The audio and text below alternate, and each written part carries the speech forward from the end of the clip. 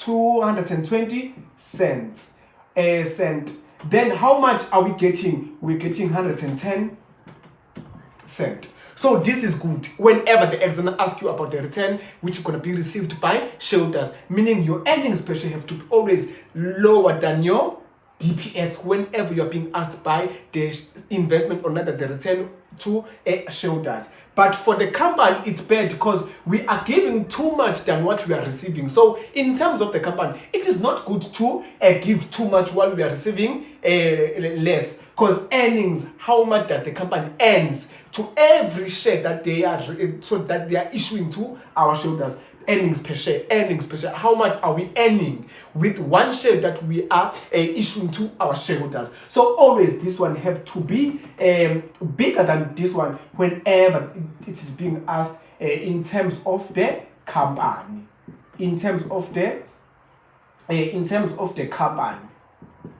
So it is this. It must be like this. So how much are we getting? We are getting 330 cents. How much are we giving? We are giving 150 cents. Meaning this is this is good whenever the examiner asks you about the return, which goes to the company.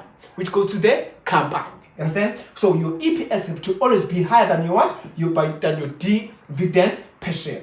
Whenever the exam asks you about the return, which is going to be received by the company, earnings per share, we are earning how much, while we are giving how much. So we cannot give more while getting less. So we have to give less and then get more.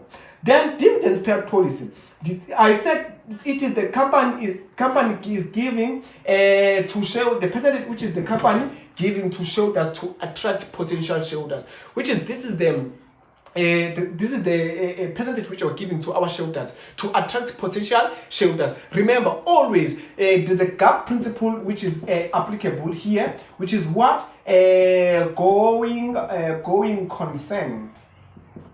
Going concern is the company going to operate into the nearest future. It is an assumption that the company is going to operate into the nearest future. That's what going concern gap principle. All right. So the formula for dividend payout policy says DPS divided by earnings per share times 100/1. The answer has to be in percentage form. Guess what?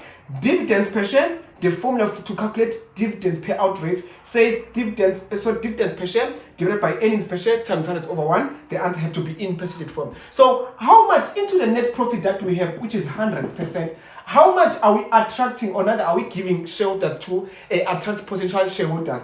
Meaning this percentage, it must not exceed 50%. It must be 50% or less. Because what it means we are giving our shareholders 50%.